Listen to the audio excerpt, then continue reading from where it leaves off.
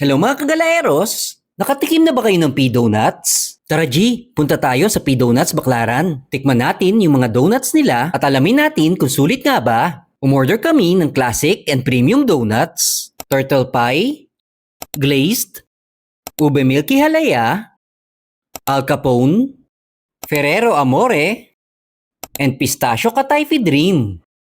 Na-curious din kami sa ibang flavors ng donuts nila kaya tinaray na din namin yung Pinoy and Summer Delights flavors. Ang unique kasi, crema de fruta, choconut, banana Q, ube flan, buko pie, and ube makapuno. Umorder din kami ng coffee, Spanish latte, caramel macchiato, and americano. Overall, okay naman yung mga donuts nila. Sakto lang ang mga prices. Natamisan lang kami sa ibang mga flavors pero kung nagkikrave ka ng dessert to satisfy your sweet tooth, try mo na ang P-Donuts.